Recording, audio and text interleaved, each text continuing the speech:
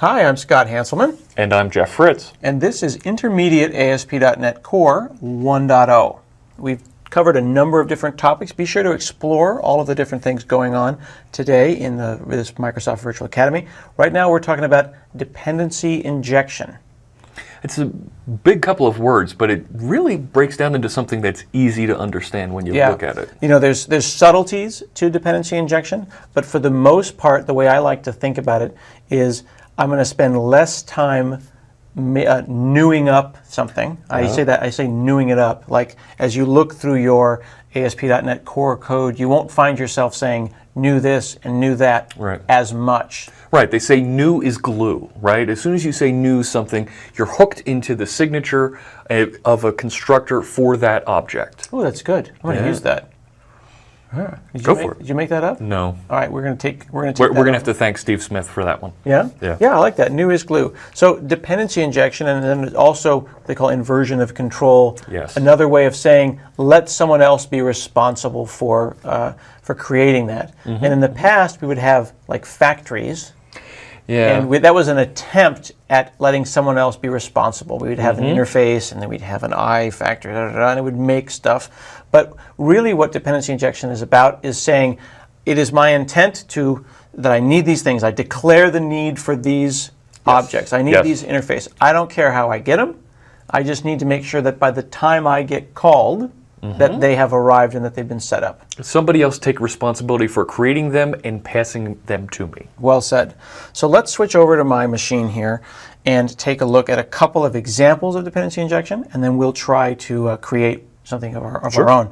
Because we just a few moments ago in the previous module did some discussion of middleware. Yes. We'll do another piece of middleware that then uses dependency injection, and we'll see how it affects its behavior. All right? So here, one of the things that we want to point out as we keep coming back to startup. Startup has this I hosting environment that's being passed in on the constructor there. Yeah. Who makes that? Nowhere in this application has someone said var x equals new hosting environment. That's getting handed in by the system. The system has handed me that, right? Yeah. It's one of those things that the framework takes care of for you, and it just arrives for you. For the most part, for the intermediate level that you're working with the framework, it's just handed to you. That's really dependency injection's baked in to ASP.NET. So like if I wanted an iLogger factory here, I would just add it. And I can have this parameter list in a method, or in this case in a constructor, be in whatever order, it doesn't matter, and I can name these whatever I want. It looks at the method signature. Yep. And it says, wow, you know, he or she wants this and they want that. I guess I'll have to go and find out if I know how to make one of those. Right. And typically there's some sort of a mapping in dependency injection that says, if you're looking for one of these things, this interface hosting environment, you're actually going to use one of these concrete objects instead. And before, you had mentioned configure services and how configure is different from configure services. Yep. There's a lot happening inside of something as innocuous as add MVC, isn't it? Yeah, there's a lot of configuration, a lot of services to support the MVC framework that are being configured inside the dependency injection container, all wrapped up in this one little method for us. In a previous example, during the beginner ASP.NET Core 1.0, we made just a very simple directory browser. We turned on static files, and then we said add directory browser or use directory browser. And then we got an error. It blew up, and it said, I'm unable to find HTTP format or something while trying to get this other thing. And basically, I wanted a directory browser, and it said, well, in order to do that, I'm going to need to be able to make HTML and format HTML. So it started to build this dependency tree. It didn't know.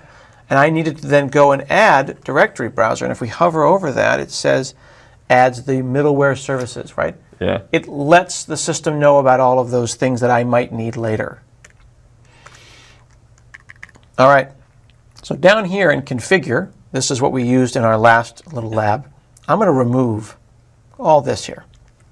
This is the stuff that we built last time. This was the little bits of middleware, and we'll just get that back down to its default. So that's that extra exception handling stuff. Right. This is just what you get out of the box when you typically make a file new project.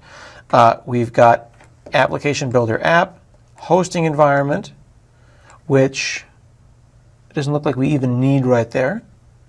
We could actually build this and see that it builds, and then I could remove that. Do I have an env? I do. I needed it right there. See? Oh, yeah. So I add that back. All right. And again, it's not this name that matters. It's just that interface name. Okay? So what we'll do is we're going to make a piece of middleware, and you showed us in the middleware discussion how middleware can fundamentally change. Yep. You know, can change a page, can change content. Right. So what we're going to do is we're going to make a piece of middleware that's going to create what we're going to call request IDs. We're going to make these up. This is, you hit it request 1, I hit it request 2. And that's going to give us a number of things to think about, because in dependency injection, at least in ASP.NET, there's different, I wouldn't say scoping, but there's different life cycles for objects. How long do objects live? Yeah, when I request one of these objects, is it the same one that's always been around, or do I get a new copy of that object each time? So yeah, how long do they stick around for me? Right, and the three kinds of lifetimes in the context of ASP.NET Core, there's a singleton. So there's only one of these. Ever. Right, so like application builder, like there's only one, and you can ask for it as many times as you want, but there'll just be one. You're getting a pointer to that object. Right, and then there's scoped. This is the term that they use in ASP.NET Core. Scoped, and what does that mean? So scoped says within the context of this one request, this one HTTP request, pass the same instance of that concrete object around. So at the first request of that object, you get a new instance of that. But in every subsequent request for that object within your classes, as long as it's within the same HTTP request, you'll receive the same instance from the dependency injection container. So let me see if I can explain that another way and see if I get it right. Sure. Let's say I've got a middleware pipeline with a lot of different pieces of middleware. Yep. A single call comes in, runs through that pipeline. Yep. And within that, lots of different people want to use my object, like a log object, for example. Sure. They're going to say, give me a log, hey, I need a log. They're going to get the same one if it was scoped. Yes. Because it's scoped to that context. Yep. You might also do that with, I guess, a database connection. Yep. You might have a database connection that is a singleton, depending on how your database works. It might be one database connection per request, or transient. Right, the third option. Which would mean a new one every time you ask. Yes. Every time you ask for one, start a new copy, a new instance of that object, and start to pass it in. Okay, so let's see if we can look at requests and just make up a number to assign to requests and how we would do that. So we're going to make a piece of middleware right now, and I'm going to go over into my Solution Explorer. We've got our controllers folder and our views folder. I'm going to make one, we'll just call it services. Oops. You're not on there. It's hard to see. There we go. I try to zoom and then I make it so I can't see myself. We're going to add a new class. So these request IDs really are just going to be kind of a number. We'll say request ID. And this is, again, this is something that we are making up. All right? Right. Simple example just to show that we're counting the requests that are coming into the service. Right. This is not nothing more than what we've made up. We are going to go and say string ID, and we'll have, you can get them. That's basically all they are. Actually, that would probably be an I request ID, I would think. And then... we're going to want to change that to an interface from a class. Yeah. Well, I need to make an actual request ID first, actually. So let me back up. There's a request ID, right? Or do you think I should make it an interface? Start with the interface. Okay. So to be an I request ID, you did that right there. Is that correct? We need an interface declaration on line 8. Public interface I request ID. There we go. All right, cool. And then we can implement that interface. Sure. Well, and then I could also I can implement that interface. And let's going to make a factory of things that is going to go and make those. So let's say public interface I request ID factory. And this is going to be the thing that'll make them. It'll divvy them out, right? Dole them out. Sure. Make string make request ID. Okay, let's see if we get this right. Does that look right? Looks good. Okay, so that's an I request ID factory. So then we'll need an actual request ID factory. Derives from I request ID factory.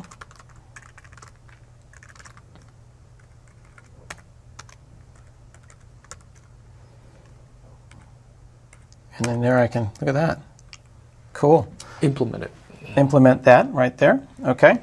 So our request ID factory is going to be the thing that makes them, right? It's going to divvy them out. So each time I ask for it, it's got to do something. So does it make a new GUID?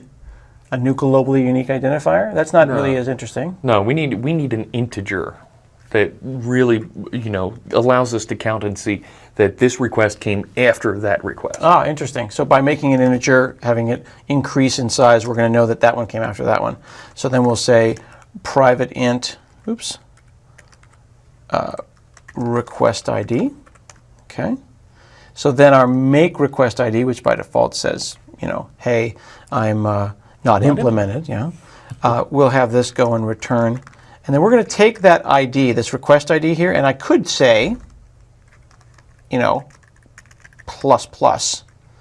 But why would that be a problem? Yeah, you know what? That's not thread safe. If we're using a singleton, if we're using one of these other models where the scoping where we could have multiple threads requesting access to this at the same time, you could end up with collisions there, right? Not incrementing it properly, not managing the integer properly. So I think we want to do something a little more thread safe there. Okay, so what we're going to do is we're going to take this integer here and we're going to use a thing called interlocked,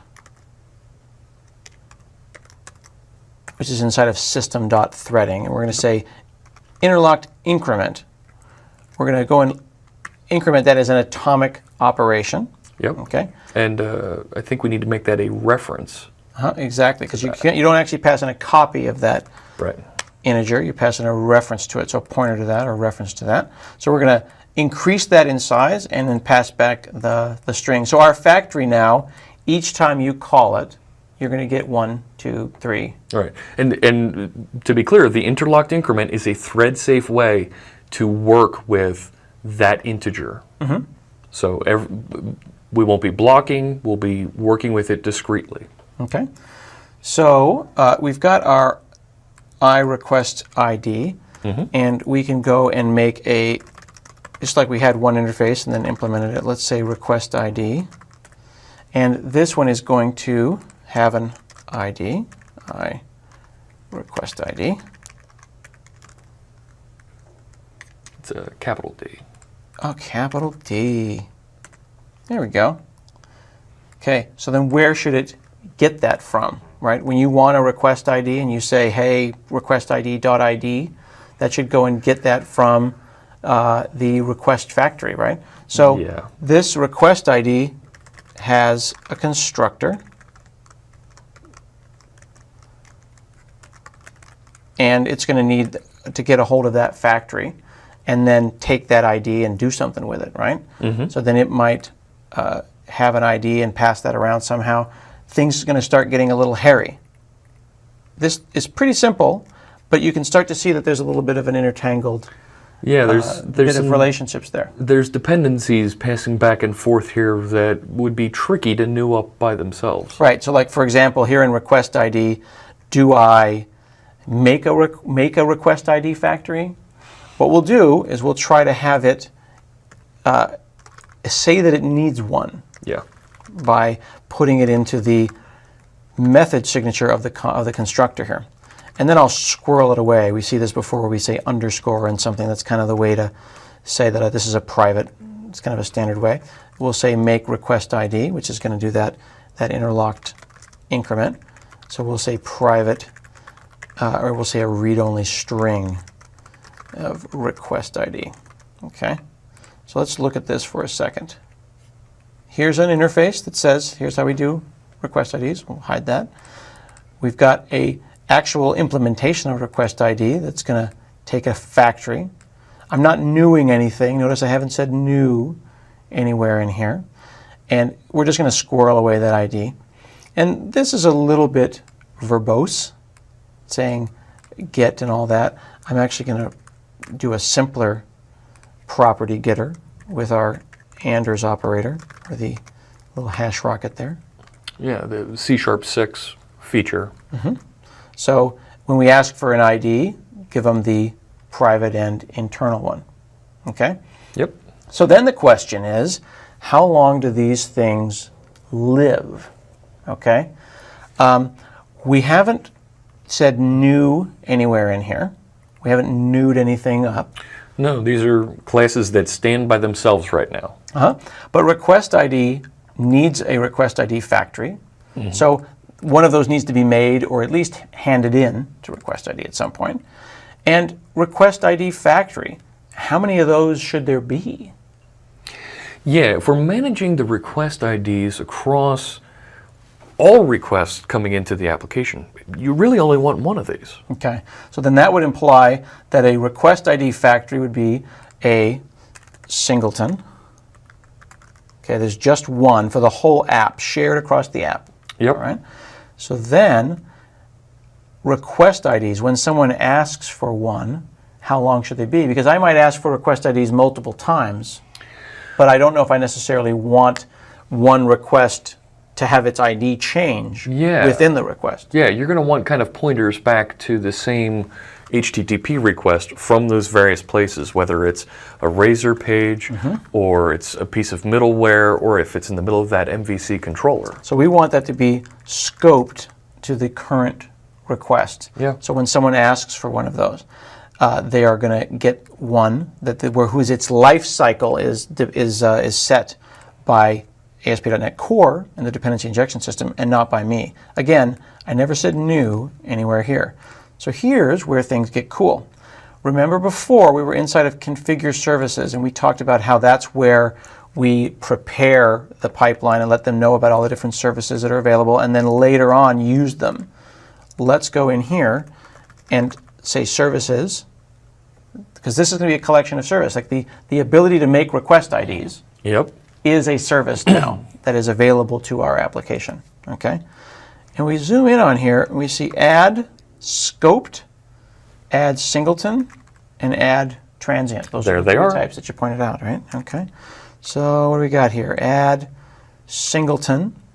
There's two, or there's actually several. There's 9 different ways to do this, and you can pass in funks of funk and all kinds of cool stuff. Yeah. I like to keep it a little simple because I'm not too clever. And I'll say I request ID factory. Notice how it's not popping up. It's because it's missing my namespace services. So I can click on that. Getting some help from Visual Studio there with the... I can click on the little light bulb there, but I like to go and hit Control Dot, Enter, and that actually added it, and I know it worked because it turned color. Yep. That Control Dot is so helpful as you're going through and writing code. Control Dot and Control Comma are the two things I use the most. Control Comma lets me do quick navigation.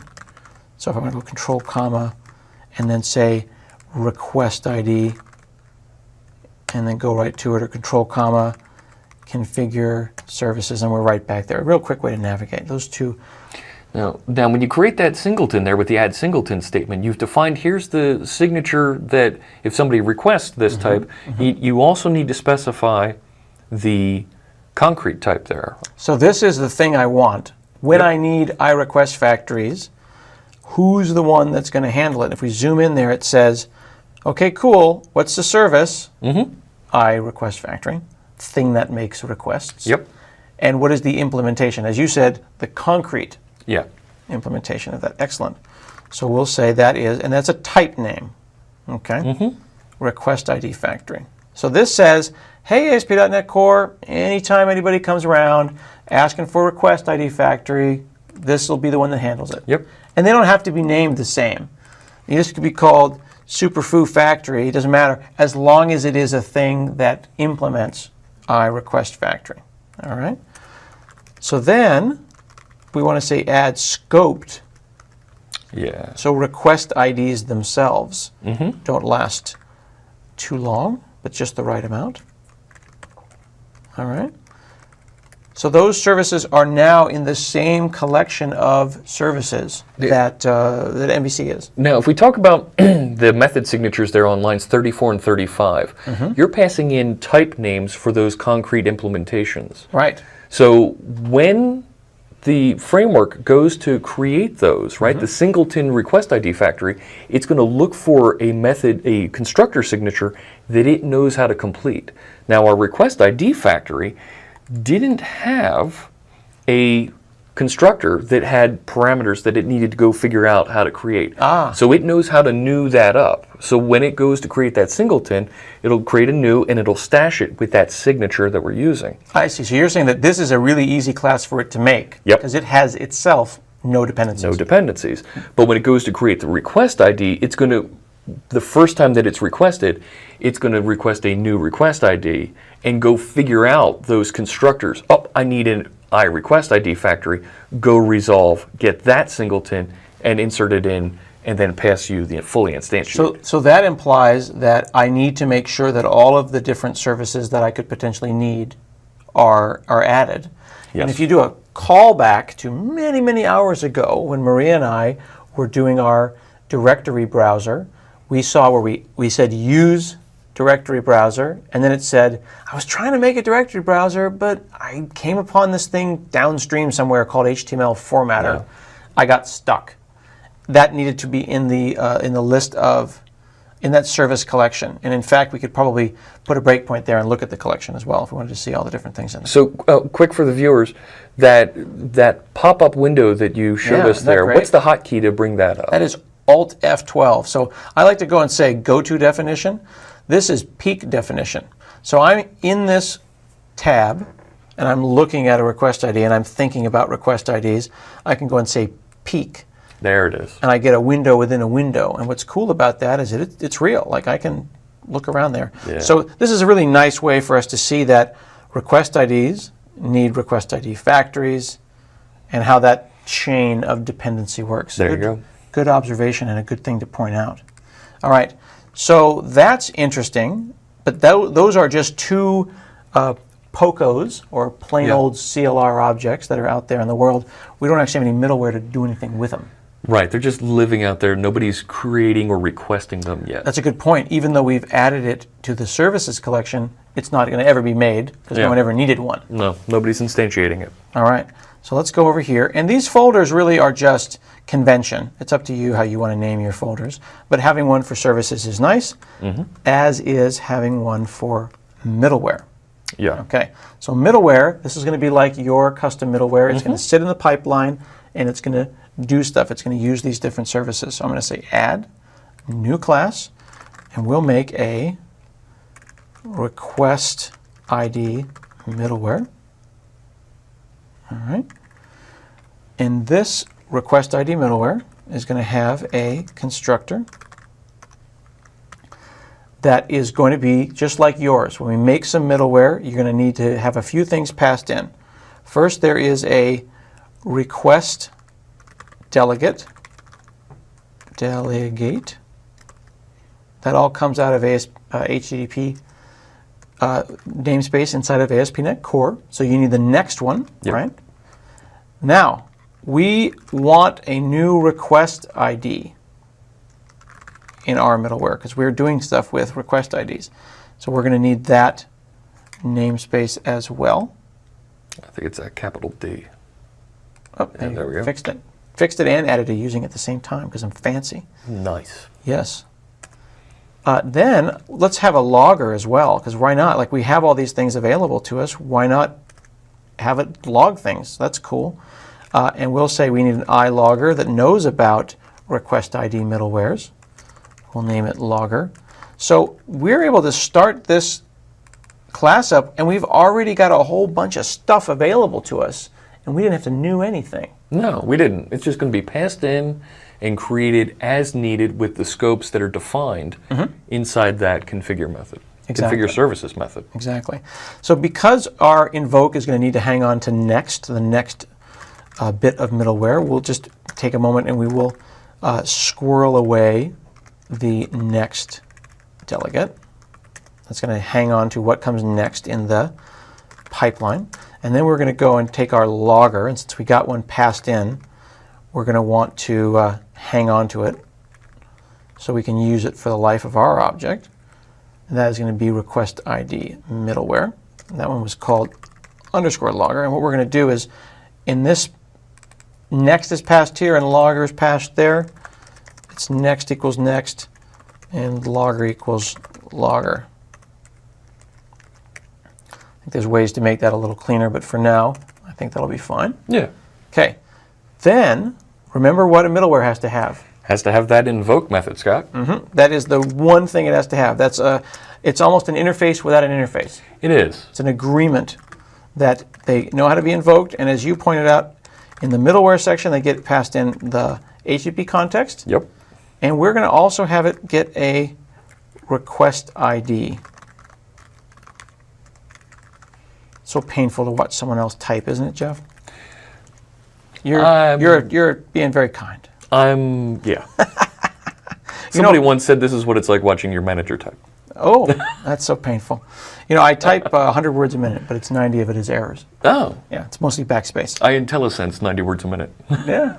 Actually, that's a good point. IntelliSense should count towards your ultimate typing speed, but it doesn't. It doesn't. So we're going to go and say logger, and we talked about this during diagnostics and logging section. Yeah? Yeah, look at all those log methods. Yeah, exactly. And this is going to follow we saw how we could go and configure your logging and say, only show me critical or only show me warnings and above. Yeah. We're going to say go into the log information. This is kind of an informational thing. And then we're going to use our favorite thing in the world, which is string interpolation.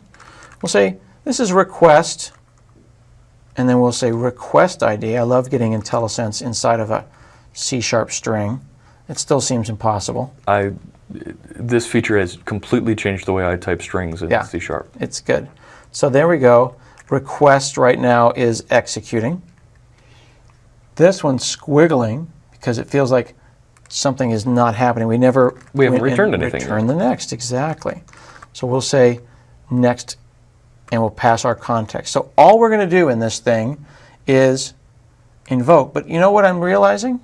Once again, we went an entire class without knowing anything. Yeah. We simply said we need a request ID. And here's another interesting thing. I don't see anything about a request factory here. Right. Yeah. We didn't even have to worry about that, did we? Because the request ID factory was the thing that handled that. So we have a little bit of a single responsibility principle.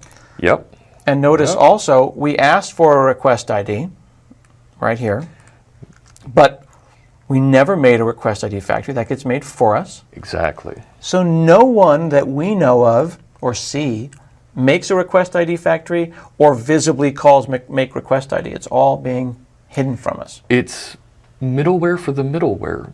Yeah, we did actually make some middleware services for our middleware. That's a good point. So there's a couple of things that we can do here.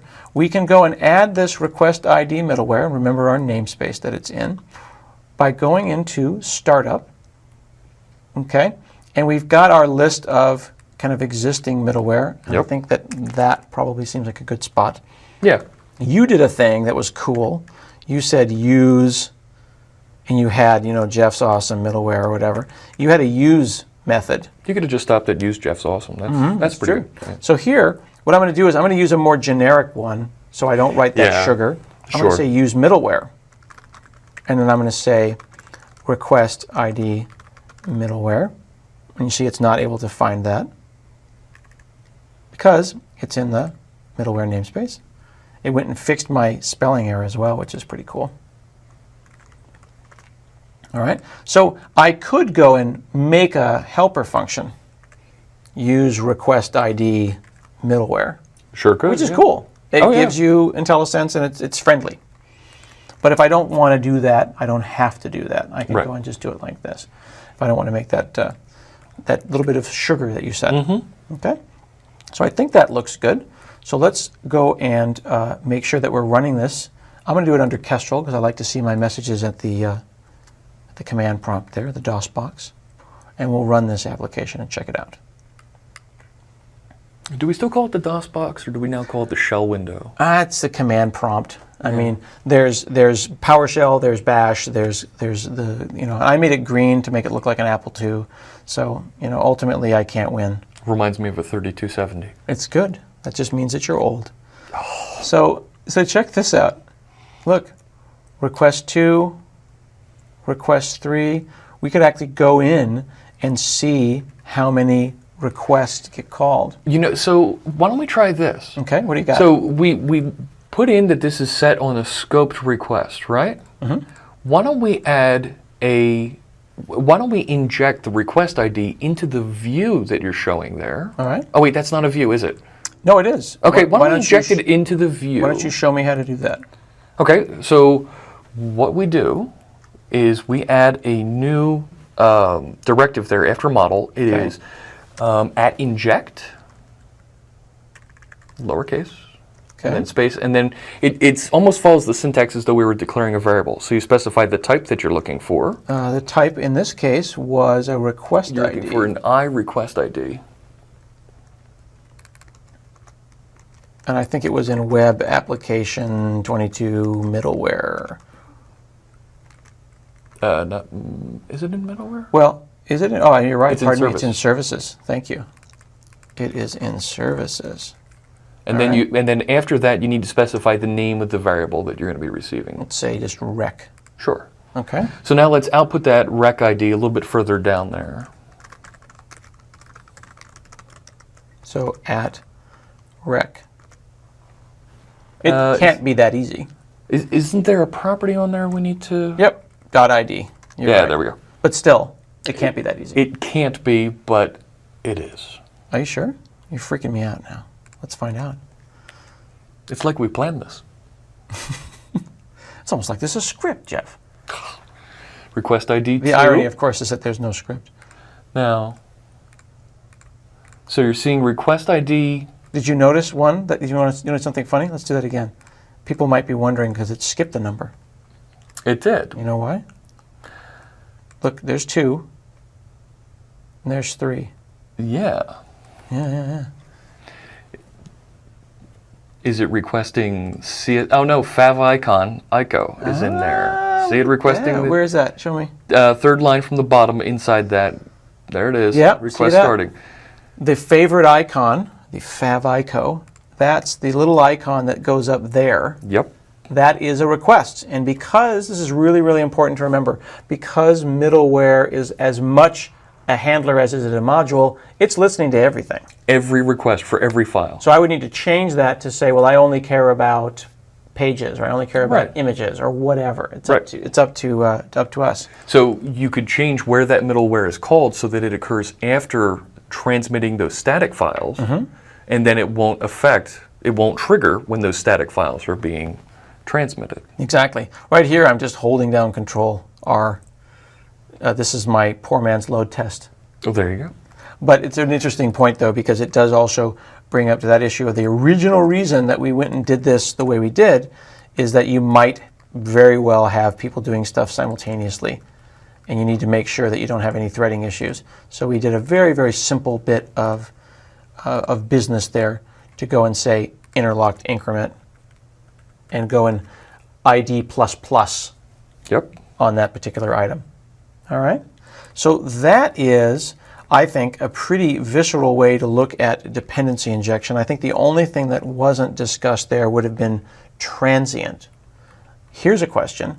Could we, for lack of a better word, break this or do it wrong if we changed the way we registered these services? Absolutely. Why don't we do that real quick? So when you added the request factory as a singleton, let's change that to add transient. That's probably going to break something. Add transient. So what is a transient? It doesn't? So transient says every time that one of these is requested, I'm going to create a new instance. Okay, so a new instance of the factory. A new instance of the factory. Okay. So we haven't actually changed, this is important, we haven't actually changed the implementation of the request ID. So we didn't change any of the request ID or request factory related code. Correct. Okay. Right. But now take a look at our log and our output HTML. Oh, look at that.